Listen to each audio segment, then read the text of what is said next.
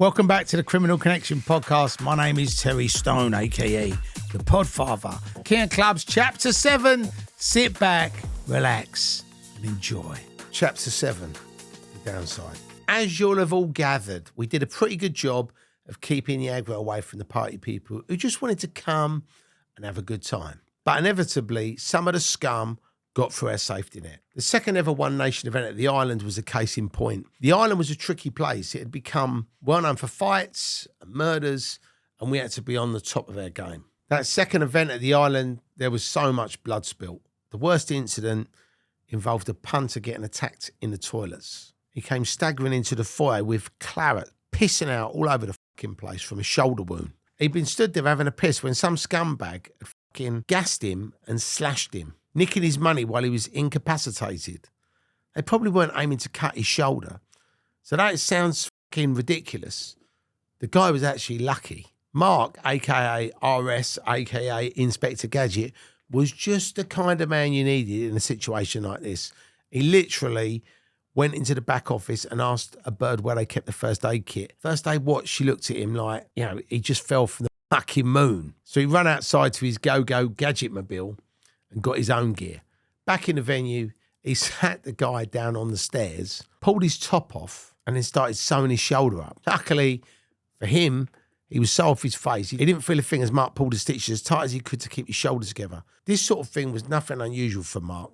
He'd been trained as a medic in the army and seen a lot worse in the past. But to the rest of us and the fucking other door team, it was fucking heroic. We were proud of him that night. And I knew if we could deal with that so early on, we could deal with anything. Christ, we didn't even have to call the police or an ambulance. We were like our own emergency service in our own right. Once the lad's shoulder was sorted, we kept him there while we sent a search party out to find this geezer who slashed him. Mark, Albert, Boogie and Billy took on the mission and quickly found this fucking arsehole. He was a black kid in his late teens who was wandering around looking for some more victims. Unlucky for him, they grabbed him and dragged him over to make sure he was the right guy, trapping him behind one of the glass doors so he could literally be viewed through the window by the guy who was slashed. The stitched up punter nodded, that's him. So we gave him his money back, and I looked at this cunt up behind the door, now looking a lot less fucking arrogant. I wanted to ram the fucking door into his face a few times and then kick the fuck out of him as he was doing this on my fucking night. And that's just what I did.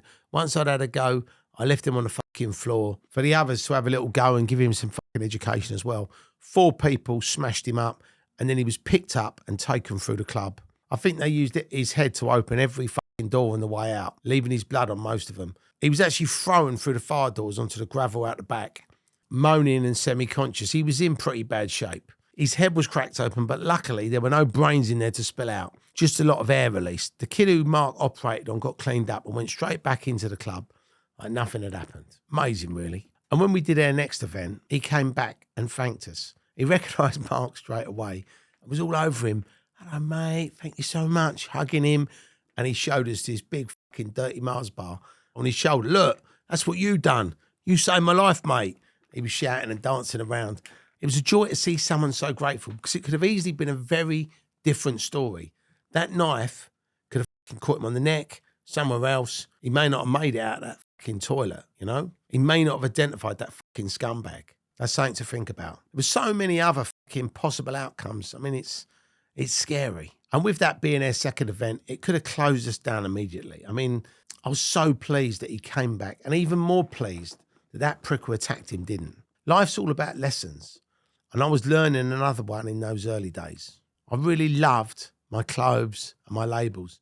Don't get me wrong, in the early days, I used to shop at fucking Mr. Buy-Right, Top Man, Burton's, like anyone else would. I quickly got onto the Gucci, the Versace and the Armani. I went out once and bought 6 of Giorgio's suits one time. I was being flashed, but I loved it. I got into trainers. I had like 20 or more pairs at a time, plus all the track suits and T-shirts. And I think the problem is you can't dress like that if you're promoting raves, It's fine when you're off duty at a party or dinner or whatever. But if you're kicking fuck out of some mugger, you don't really want his blood on your £150 shirt, do you? It all crystallised for me one night as I was rolling down some stairs with a geezer who didn't want to be thrown out. And all I could think of was, what the fuck is he doing to my fucking jeans? You're a scruffy cunt if you're a rave promoter, jeans and T-shirts, a stab vest and some nice heavy shoes. Again, you don't want to be kicking some twat's head in with a nice pair of Gucci shoes on. A, it fucks the shoes up, and B, it fucks your feet up. A lot of people don't know, but people's heads are pretty hard. I can tell you from experience. A lot of their nights were like the Wild West, you know, some nights, and you just got to be really quick, really sharp. They swap their caps, their jackets, so they can sort of change up their description. And obviously when you're in that dark room with all that noise and fucking people, they can sort of disappear away. So John set a trap one night. He gave his gold necklace to this bird, and he said to her, basically just, you know, have it on offer. Sure enough, these robbing cunts come up and swiped her necklace. Then we pounced. We grabbed them. John grabbed hold of one of them and was punching them around the fucking club. And then we dragged them up to the office. The idea was to make an example of them and really work them over. We stripped them. They were like carrying watches, rings, necklaces, money, all sorts of shit. You know, it was unreal. And they were beat until they couldn't fucking walk, talk or see straight. Then we threw one of them back out and we gave the other to John. He had a legendary way with these cunts. He always liked to go just a little bit further. So he'd hobble back and tell his mates what had happened. John decided to tie this guy up and hide him in the office. And at the end of the night, he put him in his car and drove him for a day trip to Epping Forest. My raves also attracted a lot of, you know, wannabe gangsters. And I don't mean a club full of bareback dungaree wearing Tony Soprano lookalikes drinking water, blowing whistles and chewing gum. I don't mean any serious, heavy-duty organised crime. There was a lot of money floating around after all, but if you're a fucking top league villain, yeah, you might want to take, you know, 10k off a rave promoter, but that's chicken feed and it will cause a lot of aggravation. People used to say to me, you know, are you worried about getting robbed? And I used to say, look, if they want to come and have a go, let them. We're prepared. And a lot of it was a front, but ultimately we would have delivered. You know, all my guys were lunatics. They did not give a fuck. They would have had it with anybody, no matter who was in front of them, you know. So they all had their own reps to protect. You know, if someone was taking a liberty with me, he'd be taking it with them. And obviously if it turned with them, they couldn't let it go. So, you know, we was in pretty good shape. The sort of gangsters that we attracted weren't gangsters, really. They were rival street gangs that wanted to, you know, sell drugs or stab each other or shoot each other, or they've got a beef with him because he said something about his missus or his mum, you know, arm with knives, trying to steam their way in, you know. A lot of them are nutcases. A lot of them were, you know, were killers. They were, you know, bad people, you know, but they were all under one roof, my roof. So I was obliged to sort it all out, you know, and I didn't care what they did on the estate or what they did at home. They could all kill each other if they wanted, you know. I'm very happy with everybody to do whatever they wanted. But when they come to my event and upset the atmosphere and compromise the safety of my events, my punters, my friends, then it was a personal threat. And I would never back down from that. And the guys that were with me wouldn't either. And these big tough geezers would never be on their own. They'd always be in a gang, and more often than not tooled up, you know. They'd turn up to the doors, they'd be searched on the doors, we'd use metal detectors, we'd have their shoes off, and still somehow weapons were getting in. I actually think the women were a big part of the problem. You know, they rarely looked innocent and they seldom acted it, but they used to smuggle drugs and weapons in. I know this sounds mad, but by stuffing it up their bums and their fannies. Unbelievable, I know. We had to actually eventually get a woman doorman in so that she could actually search them intimately to make sure that they weren't bringing this stuff in. And, you know, once they'd been patted down, they were in the club. A few minutes later, they tap the doorman and say, is it all right if I nip to my car to get something, babe? And the lads would always say, of course. And then they'd nod at the doorwoman. So the doorwoman would clock it. But she's going to search you again when you come back in, babe. Some of them still thought they'd get away with it. They'd be back 5 minutes later. We run the metal detector over them. And surprise, surprise, it'd be beeping. We'd get them to take their shoes and jewellery off. And it would still be bleeping. So they'd be off to a quiet room for a session with a KY and the rubber gloves. Their attempts to keep muggers, thieves and psychopaths at bay were sometimes hindered by the venue's own security firms. I wouldn't trust most of them as far as I can kick them, to be honest, because it might be different now. But back then, there was almost always a few of them that were fucking useless for a number of reasons. First off, they were basically event stewards with a couple of local hard men in the mix to supervise them. They were all open to backhanders. None of them really were fucking scrappers. And secondly, you know, they're getting paid a small amount of money, right, to do a dangerous job, yeah? They weren't really motivated. So if somebody said to me, it's 50 quid, let me in the back door, they probably would. I mean, let's be honest. Would you jump into a knife fight for fucking £10 an hour? I'm fucking sure I wouldn't. And thirdly, on such a shit wage, they'd be looking to boost it. And they were in a perfect position to let people in back doors, side doors for a backhander. Some of them were mates with the gangsters who were operating in the area and would tip them off if any rivals were in the club. And fourthly, some of them were scared of the local gangsters, you know, especially if they live locally. They definitely wouldn't report any incidents because they'd be fucking attacked in their homes. To be honest, some of these guys, they were just as much hassle as the troublemakers. I mean, we had to control the venue and its security on top of the 3,000 punters and any gangs and any muggers who were outside. So what we had a busy job, you know. One way was, you know, to send them a message that would get talked about. It was setting the precedent, you know, we're not going to allow this behaviour. We're not going to let this fucking shit happen, you know. And one night, the lads spotted a couple of fuckwads serving up. I saw them count the money and went over to them and give them a warning, you know. I said, sometimes a warning can work and it is a lot less hassle than actually bashing someone up, bringing the police and having to dispose of them, you know. So I said, look, if you're serving up, don't fucking bother, you know. We'll deal with you if we see you doing it again. Stop it. Half an hour later, a punter comes up and says, he's just been threatened by two guys who are serving up. Who do we find but the two guys that we warned earlier, stood with his mate dishing out pills. Mark went over, locked eyes and told him to walk forward. He did, putting his hands in his pockets. Not a good move. He might have had a knife, he might have had a shooter. If you take your hands out your pockets now, said Mark, I'll break your fucking arms before you hit the floor. Mark and Albert walked the pair of them into a side room. Right, take your clothes off. They just stood there looking at him, stunned. Take your fucking clothes off. I'm going to search you. One of them protested, saying he couldn't do that. Well, there's me and 15 blokes in it that says I can. And do as I fucking say. So these two fellas started to get undressed and got down to their boxer shorts. Mark told them to shake their pants around so they could see if they were carrying, and a load of money fell to the floor. He picked it up and counted just over £1,500. The guy claims, oh, he's a scaffolder, he's just been paid. I mean, what a load of bollocks. Albert searched his pockets and found hundreds of packets of pills. Okay then, scaffolder, who's your fucking dealer? Silence. So Mark fucking cracked him across the fucking head and asked him again. The geezer laughs and says, Holland and Barrett's my dealer. They're vitamin tablets, not ease. Not only was he not a fucking drug dealer, he was a con artist drug dealer. You know, lower than fucking scum, right? So Mark fans out the money in front of him. And the venue security come around because they're thinking, oh, we're going to have a fucking drink here. And then he goes, you're a drug dealer and you're not even a fucking good drug dealer, he said. Brings a fucking lighter out from his pocket, holds the money up and sets fire to the money in front of the dealer's face. This fucking fella started crying like a baby. So Mark throws the burning cash at him and he dropped to his knees trying to save it. It was actually a fucking cool move by Mark. Setting fire to the money, sent out a fucking message to the dealers, the police, and to the venue security. We were not like all the others. We were there to do a job and go home. Stealing drug money or stealing vitamin money held no interest for us at all. All the other door team could steal if they wanted, and I'm sure plenty did.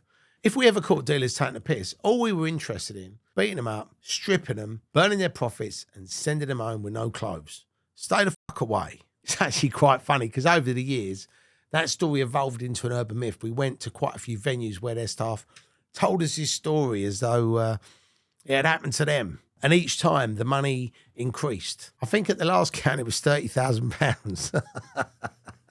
We did quite a few events at Club UN in Tottenham. And that was right opposite the police station, which you'd think would mean no hassle. It would be a stress-free event. Ironically, we had a lot of shit going on at this place. No one seemed to care that it was next to a cop shop. The grief at Club UN started even before our punters had arrived.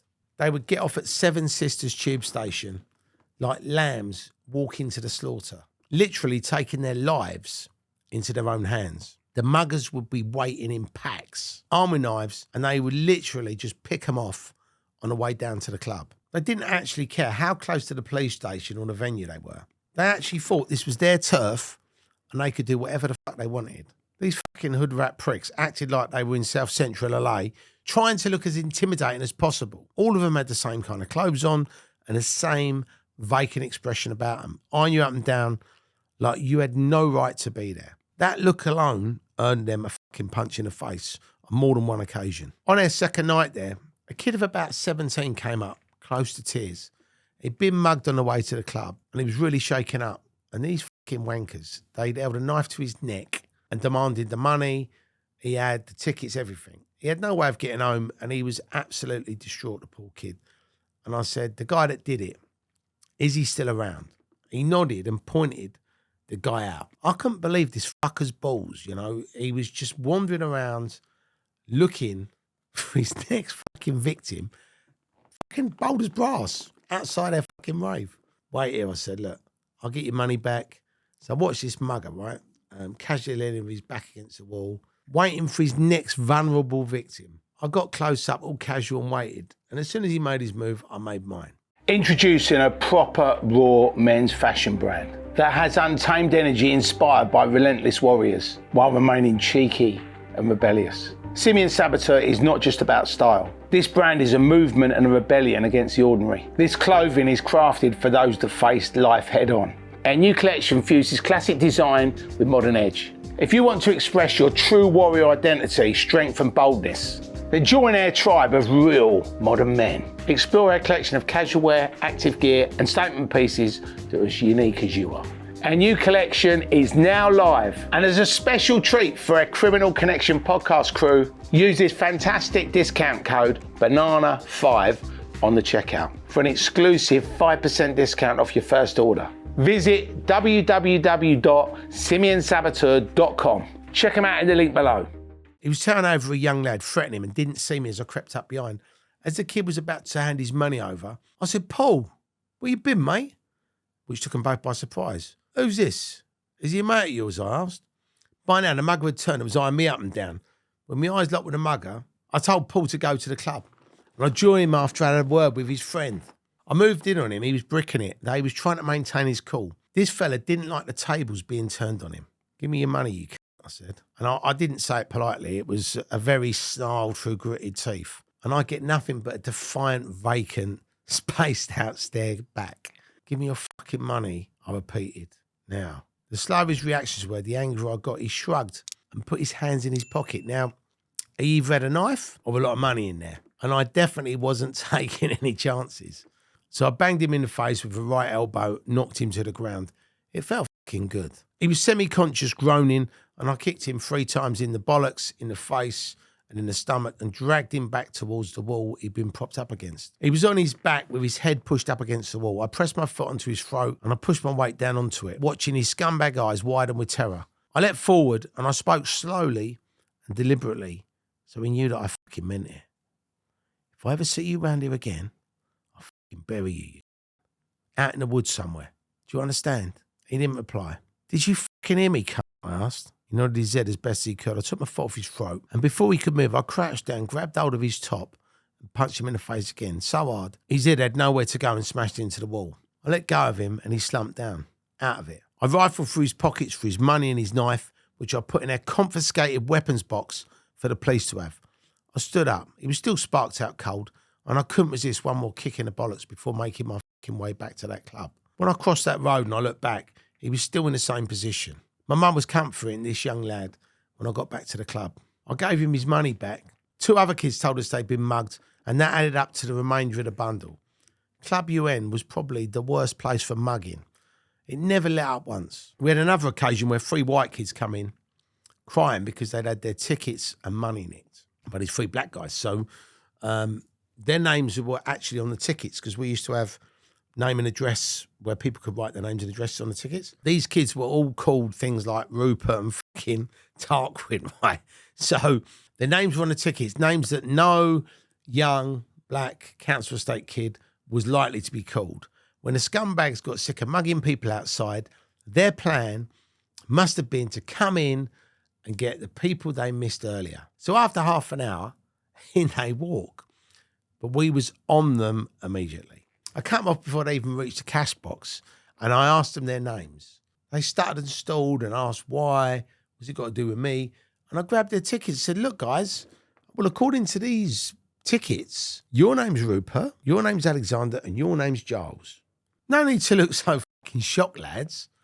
We just need to search everyone who comes in, that's all. It's a random thing. License requirements. We've just picked you guys out. You know, it'll only take a minute. I led them upstairs. They were nervous and didn't want to come, but they knew they had no choice. Inside the office, a couple of lads were waiting to greet them. You could say it was their greeting party. My tone changed. Right, boys, take your fucking clothes off. First person to speak without answering a question gets his fucking tongue cut off and stuck up his fucking arse.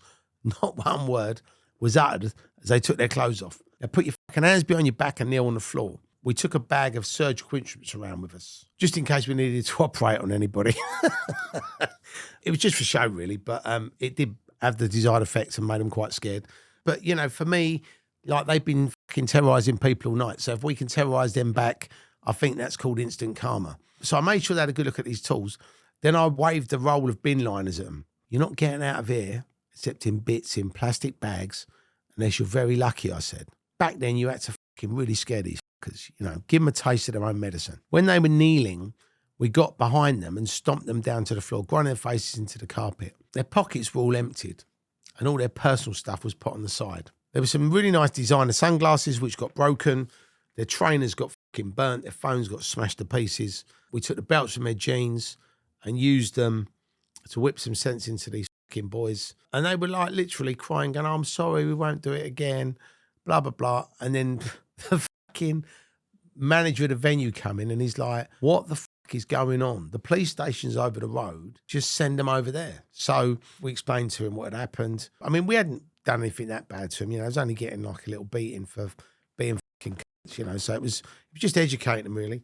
The beautiful thing is we had their IDs. We got your identities. We know where you live and we will fucking come round your house, right? So you go and fucking don't ever come here ever again. But they went straight over to the police station, right?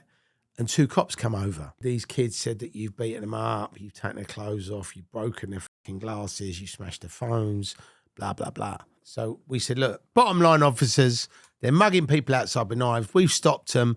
We thought they were going to attack us and we fucking took action and we've clumped them before they could do anything to us. Anything other than that is a fucking lie. They also said it was a racist beating. Is this true, he asked. That was when Gary stepped in. Do we look racist to you? He said, I'm the same colour as they are. Those 3 young boys are a disgrace. If I saw them mugging people, I'd have fucking given them a clump of self, officer.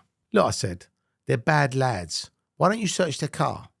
So one of the police officers went off to have a look in the vehicle and he came back with 3 fucking knives. They then decided to run a radio check on these 3 fucking guys' names and found out they'd only just been released from jail for tying up an old lady and robbing her in her own home at knife point. I actually laughed and I was like, lucky if we'd have known that from the start, we'd have put them in the fucking boot and taken them for a drive out to the fucking forest. The officer obviously didn't think that was funny. He did say they were out on licence and they were literally going to go back into fucking jail. So there you go. Sometimes they say jail rehabilitates people, but it didn't rehabilitate those kids. Hopefully, though, that beating would make them realise that they can't fucking behave like that. So hopefully we beat some sense into them. Those kids would definitely need a few months to get over the beating that we gave them. They did get a fucking good item. If you're going to pull knives out on people and threaten people's lives, then, you know, I think that's reasonable. The real sad thing about doing these raves is, you know, there was obviously muggings happening when people were going to the events. They even fucking started to do it when people were leaving the events. So one day, a load of the punters that left one of their raves were on a train home and there was these like 10 black guys on it and they steamed through the train, just robbing everybody. I mean, not much I could do about that, even though it fucking made me really angry. I know it sounds to somebody who's watching this that wasn't there, that, you know, I'm only talking about black muggers. There were white muggers, but the majority of the muggers that we experienced at these events were black guys. And unfortunately, I think it was where we were doing it. We were in Tottenham, we were in Brixton, we were in Hackney. We were, you know, we was in Croydon. We was always in areas that were, you know, near estates, and then there was a lot of black people on estates, you know. So unfortunately, you know, that was just how it was. But the truth is, nearly every single mugger we ever dealt with over the 10 years of putting these events on, you know, was basically black. You know, I'm not a racist. Loads of my mates on and off the scene are black. You know, I've got some of my best friends are black. And even they got upset about it because they were saying that the way that these people are behaving, you know, is actually portraying them in a bad light. Half of their security team were black and they all told you the same. These motherfuckers worked on the basis that all the white kids believed that the black kids would stab you for no reason. Even after being mugged, half the victims, right, were too fucking scared to say anything and too scared to identify them, just in case they did fucking come for them and fucking stab them. They might be at another rave. They might be walking down the street somewhere else and get seriously hurt. And we'd always say to them, you know, we got the guys here. Do you want to press charges? Get them done. But they were never interested. They all just wanted to fucking go home. And that's when, you know, we had to deal with them in our own way. Some people might say that's heavy-handed, but, you know, going around mugging people with knives and taking money off them, that is not civilized in any way, shape or form. So, unfortunately, we had to deal with it. And to be honest, a lot of these muggers did come from the worst areas possible. If you're in a rock bottom council estate where drugs and crime are way of life and there's a fucking rave up the road with 5,000 people, if you're that way inclined, you're going to go, right, let's go and fucking rob some fellas, let's go and earn some money. Do you know what I mean? So I don't blame these kids for doing it, but obviously they weren't welcome at our events. Personally, though, for all that they had tough home lines, I don't actually understand what the point is of mugging some kid for 20 quid or breaking into someone's house and stealing a DVD player. You know, they're fucking 50 quid new, you know, and you only get a tenner for it anyway. So you've either got to be fucking desperate or a fucking crackhead to behave in this way, you know. But, you know, I never understood why these people didn't go and get jobs. I suppose you can't lie around all day smoking crack and puff, I guess. We didn't have to get involved. We didn't have to listen and we didn't have to give a shit, but we did. If kids come to my event to hear the music that I put on for them and they're paying me money, I had to look after them. And they had every world in the right to do that without anybody fucking troubling them, you know. I liked our punters, you know. They were a good laugh. They were young. They were well-dressed. They were all up for a laugh. We had white, we had black, we had Indian, we had Chinese. We had people from all over the country. But then you had these little groups of these fucking hoodie cunts. And I just fucking despised them. They were just fucking no-lifes that thought they could come in and actually fuck up our shit, you know. And by the way, I didn't want any of this shit. I've always wanted to stand up to bullies ever since I got bullied at school. And I always put bullies, muggers, grasses and burglars on the same level. They are the fucking lowest people on earth, probably on the same level as fucking pedophiles, right? And I guess I got satisfaction out of giving some thieving a clump and getting the victim's money back for them. I suppose you could have called me the fucking Charles Bronson of the rave scene. I didn't really enjoy doing it. You know, I would have absolutely loved just to have had a fucking quiet night with no trouble and not need any doorman. Do you know what I mean? But that wasn't a reality. You know, I'd love to have just gone to a rave, had a good time and then gone home. But sadly, the world doesn't operate like that. And with 3, 5, 10,000 people all in one place with money, watches, designer clothes, it's too tempting for the scum. You know, they knew most of these kids were young, weak, off their nuts, so they could turn them over. It's like now, you know, you walk down the road and somebody comes past on a fucking scooter and nicks your phone. You're walking around with a watch on, someone takes your fucking watch. It was the same thing then, but it wasn't about watches and phones. It was about fucking tickets and 20 quids. Thank you so much for tuning in to the King of Clubs. What a great episode. I hope you've all enjoyed it. Make sure you leave a comment, make sure you like, and make sure you subscribe because it's free and you'll never miss the King of Clubs episode or Criminal Connection podcast episode. Make sure you tune in next week, same time, same place, and we will see you on the other side.